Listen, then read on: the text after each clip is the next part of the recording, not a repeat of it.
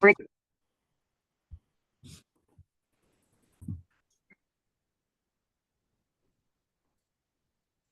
All right. Hello, everyone. Welcome to Science and Medicine Group's 4th annual webinar series, Customer Experience in Focus, Strategies to Measure, Track, and Transform. Again, this is session 1 of 3, Measuring What Matters. Thanks, everyone who's joined us here today. Before we get started, I'm going to give us just a few minutes as we wait for any final registrants and attendees to join us, and then we will kick off. Thank you.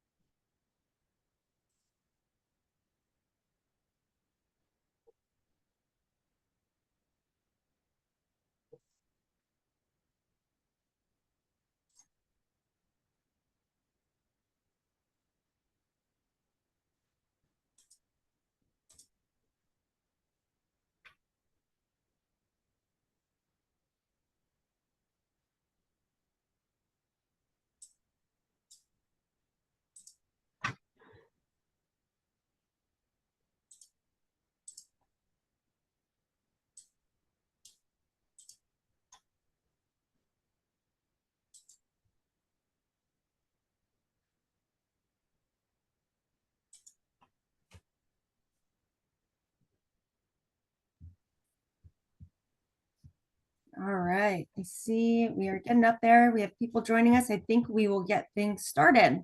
Again, thank you everyone who's joined us today.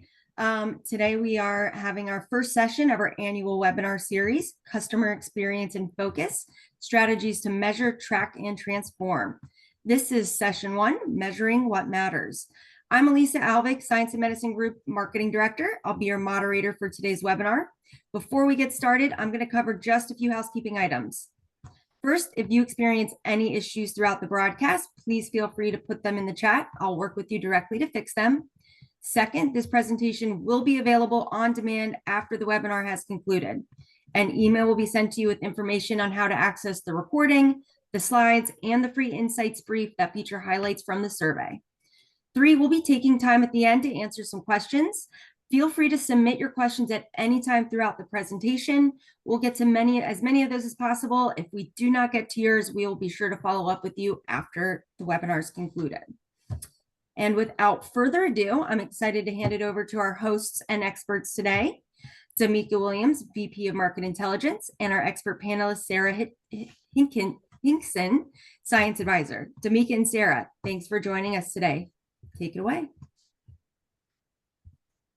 Thank you, Elisa, and thank you all for joining our 4th annual fall webinar series. For this series, as Elisa mentioned, we will focus on measuring customer experience. Today, we'll discuss why measuring customer experience is essential, and next week, we'll go a little bit more in depth about how to measure various factors. This is just an intro to the series. We will go more into depth about how to measure and then how to use that information in our subsequent sessions. With the current economy, we all have to make tough choices. So if you have a program that measures customer experience, whether you have an internal program or a team that does it for you in-house, or you're working with a vendor or external consultant, I'm going to give you all the ammo you need to fight and keep that program. If you currently do not have a CX program, hopefully our session today will encourage you to advocate for one. So to be blunt, customers are won and retained based on their experience with an organization. An effective customer experience strategy, and we will be saying CX for the most part for customer experience, just so we're all on the same page. That involves the development of a comprehensive plan that aligns your customers' needs and expectations. And I do want to draw a differentiation there, what they need and what they expect, maybe two different things. So you need to measure both. You need to align that with the goals of your business. So measuring customer experience allows you to assess how satisfied your customer is with your products and services and how well they meet the customer's expectations. When you measure that, you'll also be able to identify any gaps. So any place where you're falling short, because that's really important. You can't make things better if you don't know what the problem is. In terms of customer loyalty, that is measuring how likely your customers are to continue to do business with you. Another point you want to measure in terms of loyalty is how likely are your customers to recommend your products or services to their friends or colleagues. And that gives an idea of just how loyal your customers are. In terms of customer journey, you want to track how customers interact with your brand or organization across various touch points. How do they learn about your products or services? How do they research or evaluate them? How do they decide which company to go with? Are they going to go with you, or are they going to go to with one of your competitors? And how is their post-purchase experience? So once they've made the decision to purchase a product or service from you, do you stay engaged with them, or do they never hear from you again? So what is that experience like? So you want to track all of that, identify any pain points, and always seek to make it better. And then last but not least, this is more high level, but you want to determine the value of the market. So you may see publications or a researcher that reports and may say something like the lab consumables market is worth, let's just say $20 billion. If you're in the business of selling lab consumables, you want to identify your competitors, like who's getting this $20 billion if it's not your company, and who are the competitors in the space, and what is your share of that $20 billion market? A good CX program helps you identify your competitors' weaknesses and implement strategies to make your brand stronger where your competitors are weak. And that allows you to tailor your marketing messages accordingly and acquire a larger share of that market. So you may start out with a 5% share of that $20 billion market, which is great. But by tailoring your messaging, capitalizing on your competitors' weaknesses, maybe within the 5 year, you have a goal to get that up to 10 or 15%.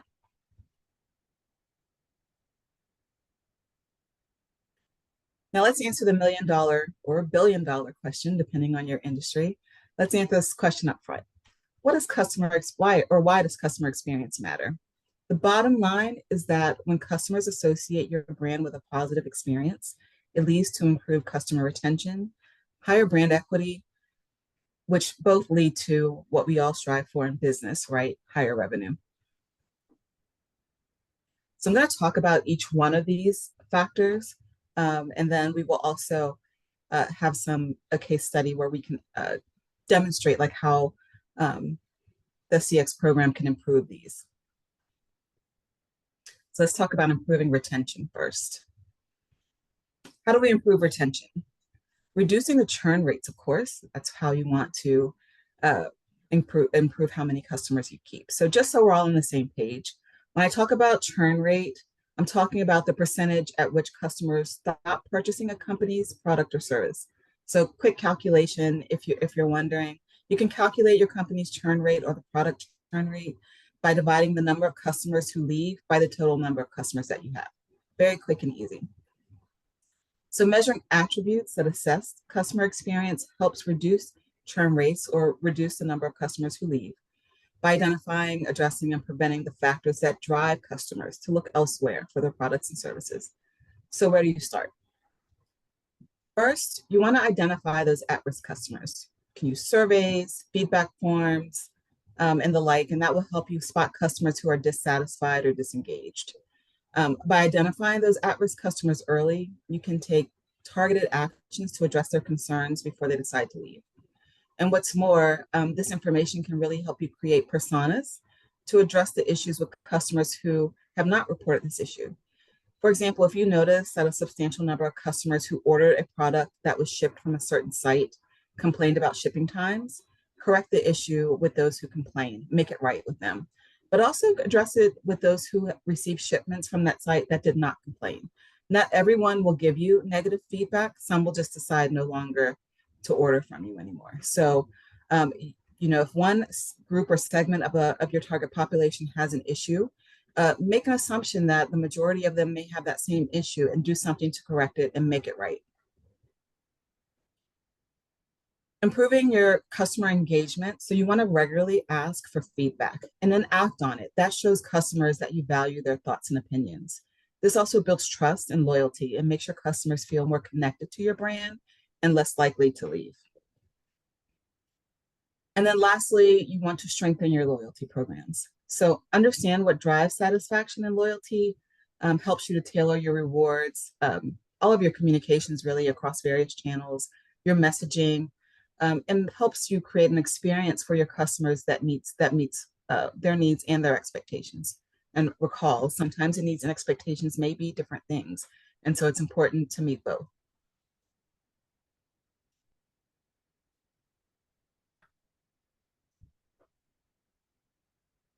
Okay, you can also use the information that you collect about your customers to improve customer loyalty. You will see on this slide that I have it in bold. Measuring customer experience is not enough. If you're not going to do anything with it, just measuring is really not helpful and will not increase or drive your bottom line. So first things first, you want to analyze the customer data that you receive from those surveys and feedback that we previously discussed, and any other behavioral metrics that you have. How are they purchasing? Where are they purchasing? Synthesize all that information to discover which aspects of your products or services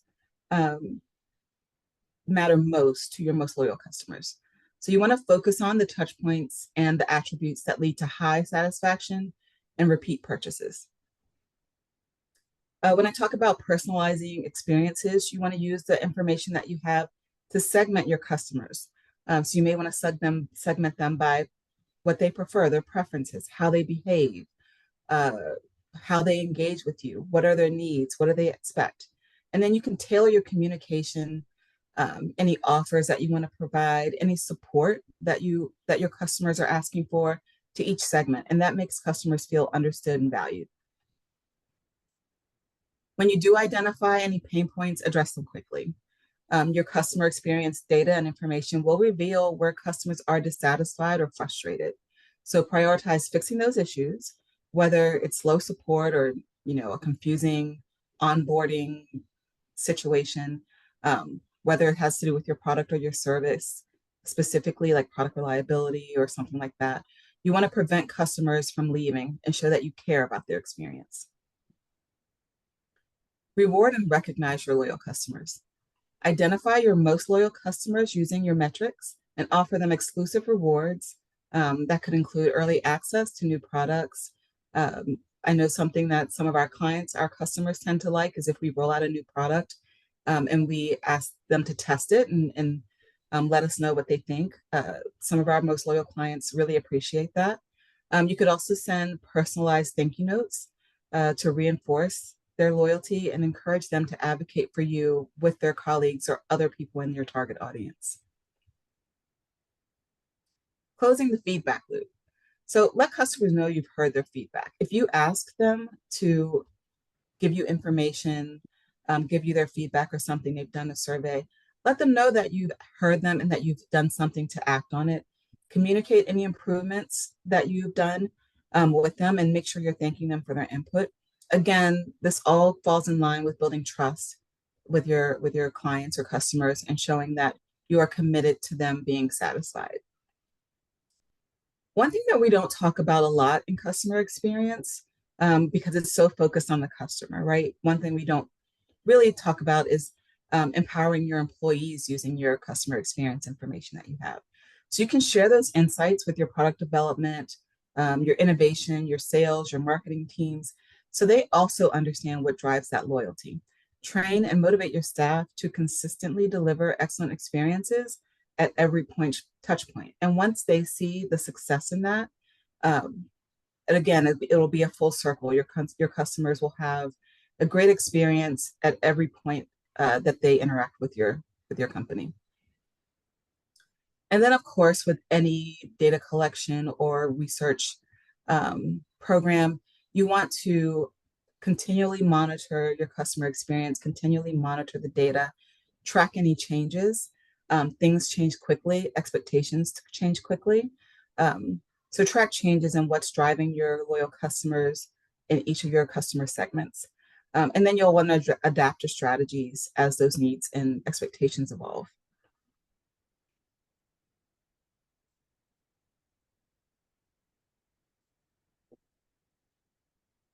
Your customer data can really help you improve the quality of and increase the number of valuable word of mouth recommendations.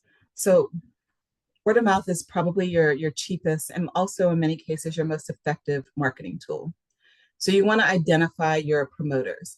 In our next session, we'll talk a little bit more about Net Promoter Score. But in general, your Net Promoter Score or NPS is how likely your current customers are to recommend you your products or services to their friends or colleagues. So you want to identify those high promoters, people most likely to advocate for you, first of all, and then you want to segment those promoters and understand what they love about your product or services. So what's driving that loyalty? Analyze that feedback and look for common themes amongst your most enthusiastic customers. And then you want to improve or enhance your high impact touch points. So use your data and information to strengthen the touch points that most influence recommendations, such as whether it's your onboarding, your support, product quality, your unique service, whether you have subject matter experts that really they can really identify with. Make those experiences consistently excellent so customers naturally want to tell others about it. Address any pain points. So identify and fix issues that could turn potential advocates into detractors. So that's another thing that we'll talk about when we talk about NPS. So you'll typically have promoters and detractors. Detractors are the people who've had a negative experience with you, and we'll tell others about that as well. So you want to make sure you're fixing all those issues. I know I don't have that on here, but I just wanted to mention that. Encourage sharing. So use your insights to design possibly like referral programs, ask for testimonials, ask your loyal advocates to share campaigns on social media. Make it easy and rewarding for your customers to recommend you. And then, of course, again, we want to monitor and adapt. So track those changes over time, and then just continue to refine your approach.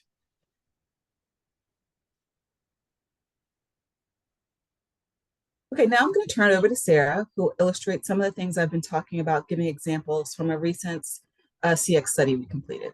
Sarah? Great, thank you, Tamika.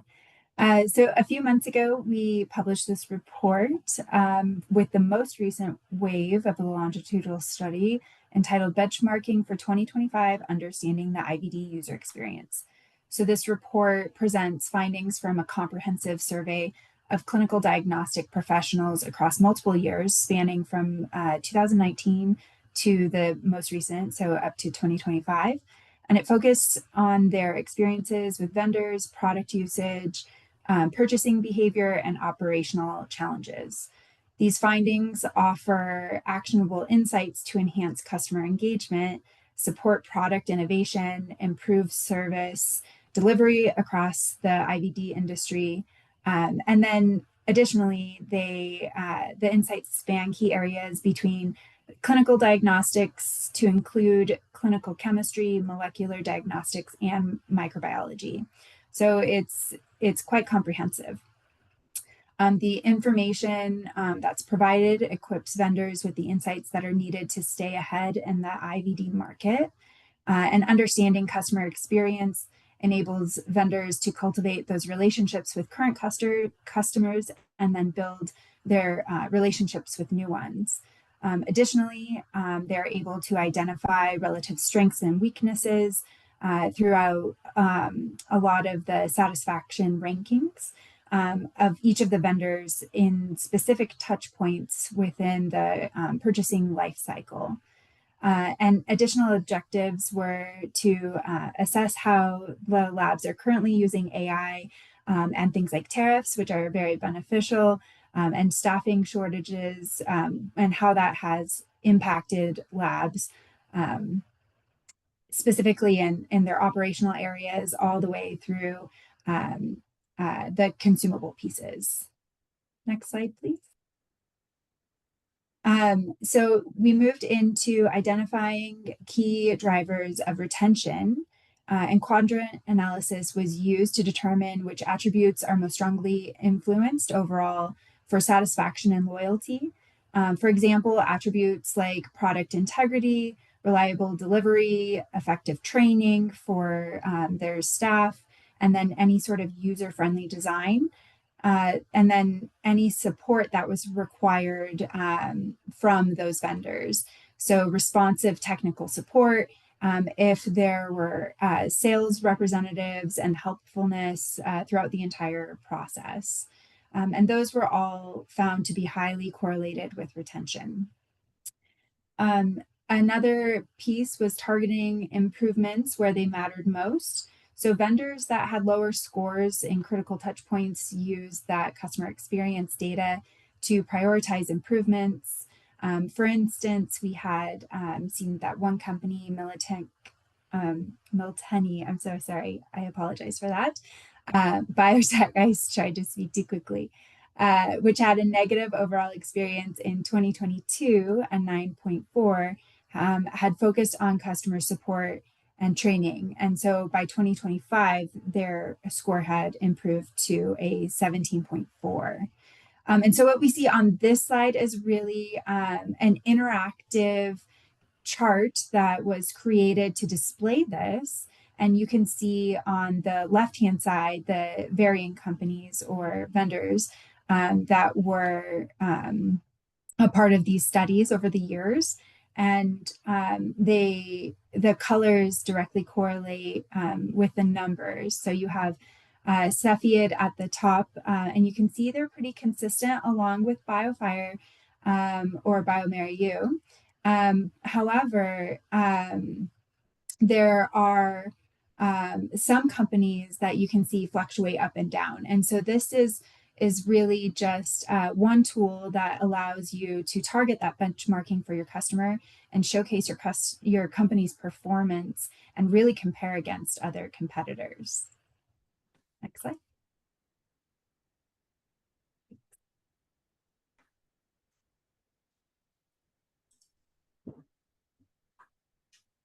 Okay. Thank you, Sarah. That was great.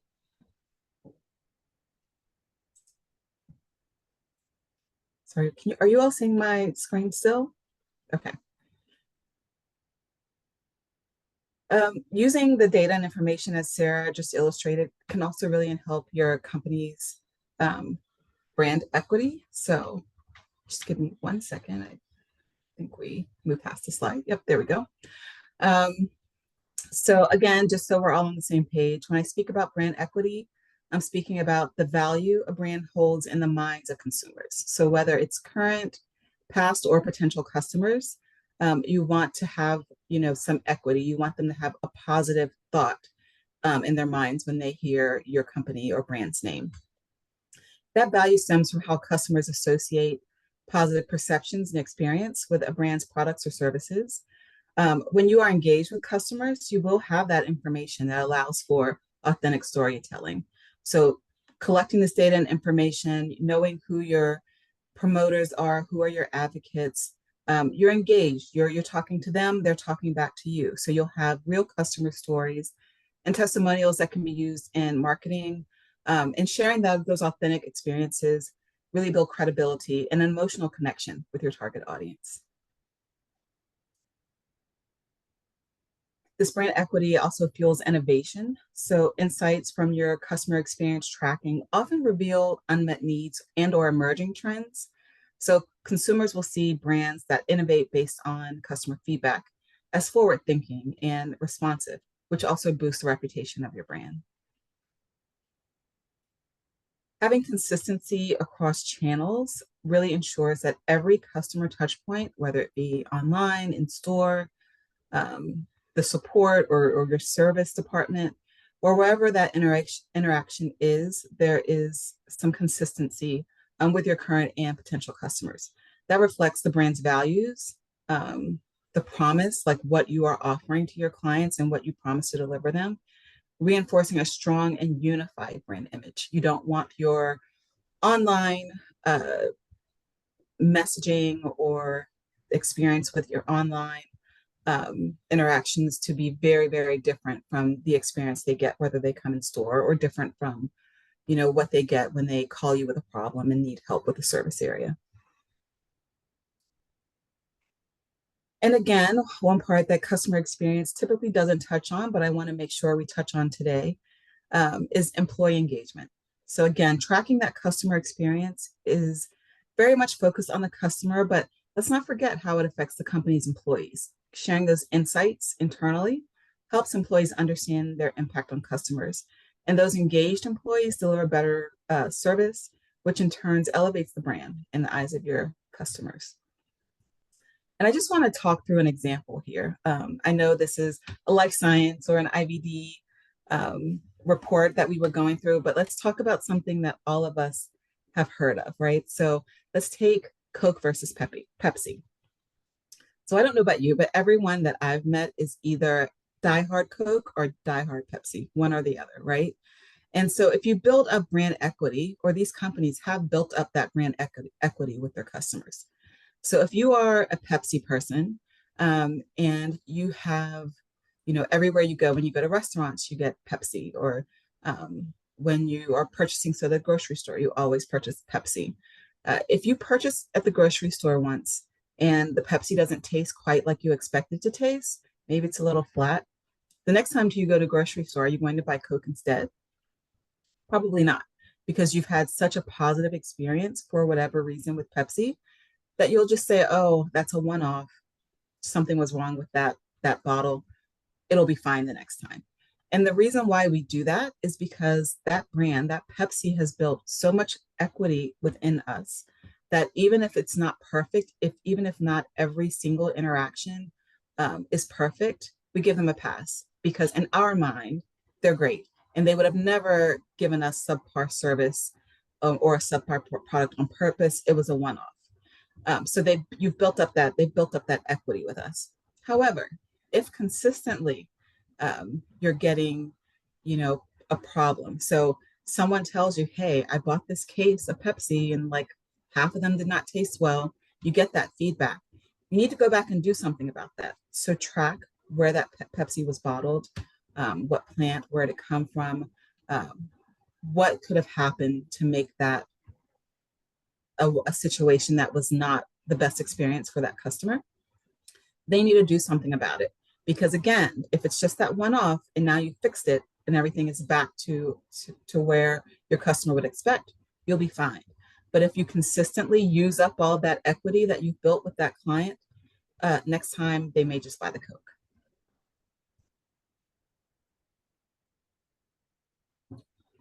Okay, and last but not least, let's talk about improving company revenue. So we've talked about how having a strategic program that measures customer experience gives you insights to improve customer retention and build brand equity. And all of this helps lead to the ultimate goal of improving the bottom line. So next, we're going to discuss using all of this information to improve revenue. And how are we going to do that?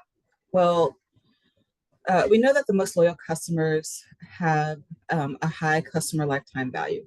So again, customer lifetime value, or CLV, as you'll also see it referred to, refers to the amount a customer spends with you over their lifetime.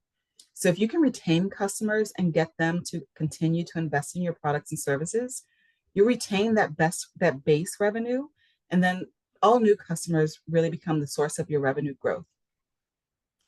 And when your customers have a great experience with you, they will continue to purchase with you and will likely purchase any new products or services you start to offer. They'll also recommend you to others, bringing in new customers, which of course decreases your sales and your marketing costs because they are becoming your advocates for you. They're actually acting as your sales and marketing team. And then also that while increasing your market share and of course your bottom line, the revenue. All right, so how does measuring customer experience drive a higher customer lifetime value? So by measuring CX, again, you can use CSAT or customer satisfaction surveys, NPS, Net Promoter Score. Again, we'll get deeper into that in the next session. So I'm just mentioning them here as an introduction.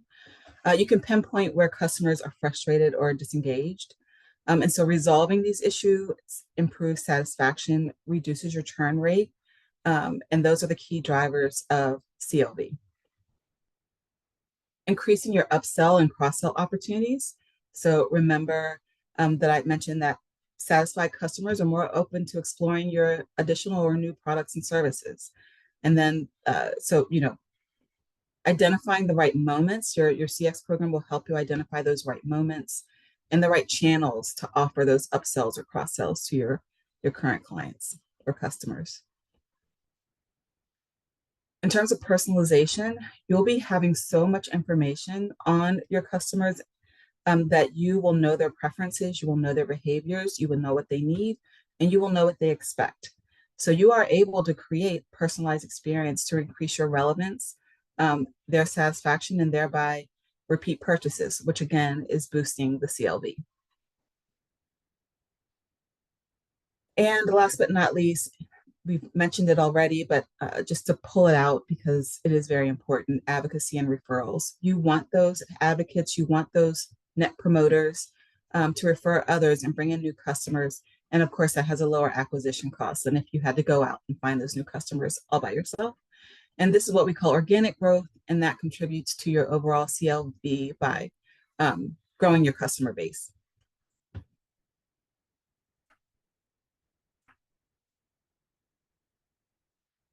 Being engaged with your customer and building up that brand equity also allows you to do some premium pricing. So you'll have knowledge and information to deliver a differentiated product, something that's different from what your competitors are delivering, and really high value experiences that your customers may be willing to pay more for.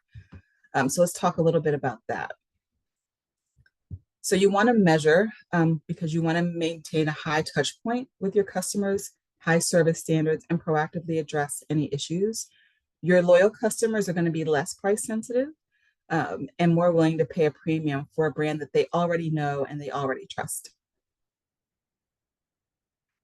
Insights from measuring customer experience also can guide product and service development and enhancements of current products or services. These innovations can be positioned as premium offerings, but they're backed by real customer demand. You're not just doing it because you think this is what your customers might like. You actually have evidence in the data that you've collected to develop or innovate those new products or services. When customers feel understood and valued, they focus less on price and more on the experience. So again, let's go back to our Coke versus Pepsi example. If you're used to paying $1 for a 20-liter bottle of Pepsi, and that's your brand, that's what you like. If you go to the store and the bottle is $1.75, are you going to buy Coke instead? Probably not. You may not like it, but you'll probably still buy your Pepsi. And that's because, you've built up that equity, or Pepsi has built up that brand equity. So providing excellent customer experience shifts the conversation from cost to outcome, and it attaches an emotional value to your brand.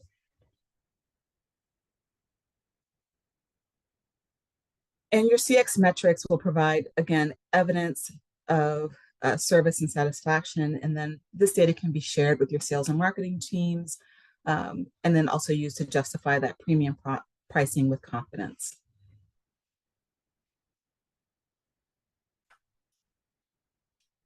And finally, I want to discuss how a CX program leads to increased share of the market. Again, this is a little more high level, and we've spoken about some of these things already, but I want to make sure we cover a couple of the different aspects that we haven't covered already.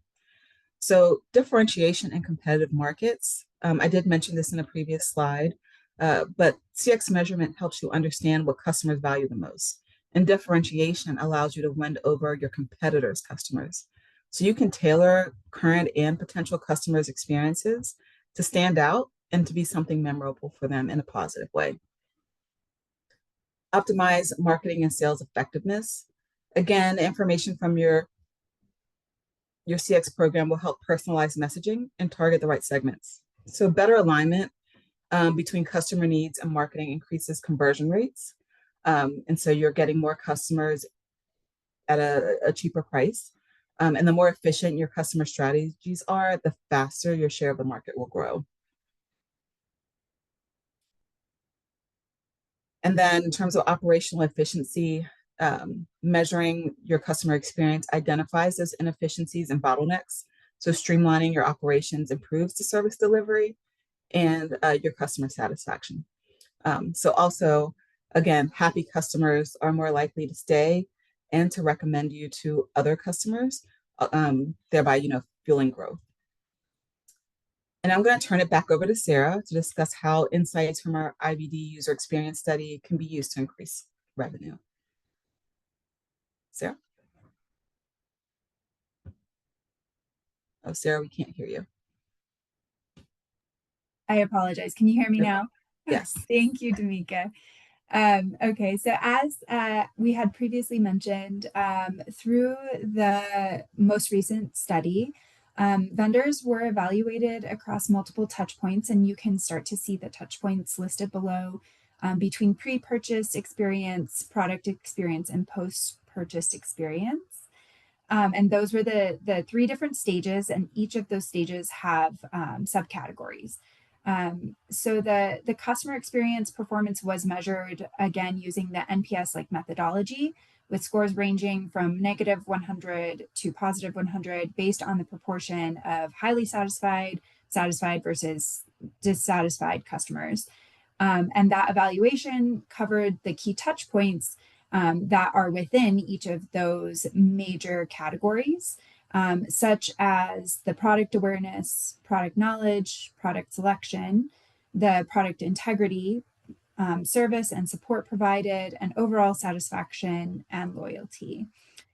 So within each of those touch points, respondents answered a series of very targeted questions that were designed to capture specific attributes that were most valued by clinical diagnostic customers, that provided a comprehensive view of vendor performance across the full customer journey. And that really is what is going to allow each of those companies, to see exactly where they stand and where they can improve within each of those segments. Next slide, please. And so again, we're looking at the same exact chart that we have previously viewed, but I wanted to point out specifically, Abbott and Thermo Fisher Scientific have been established as market leaders, specifically in both equipment and consumables, by strategically maximizing their revenue per customer. And their success is not only rooted in product offerings, but also in their ability to deliver strong customer experience across that full purchasing lifestyle that we saw in the previous slide. And so notably, their high customer experience scores that were measured, again, using that NPS-like methodology, show that clear correlation with increased adoption rates across the range of hospital types, and that includes both the large and then smaller facilities. And that suggests their emphasis on customer satisfaction and loyalty, translating directly into broader market penetration, which is sustained customer engagement. Their performance highlights this importance of this customer experience as a competitive differentiator in that clinical diagnostic space. However, again, you can see a couple of other companies, such as the second one that's listed right here is BioFire bioMérieux, shows second, and then in 2020 it moves down to a position of being 5, and then moves up to 3, and then back down to 4 in 2025.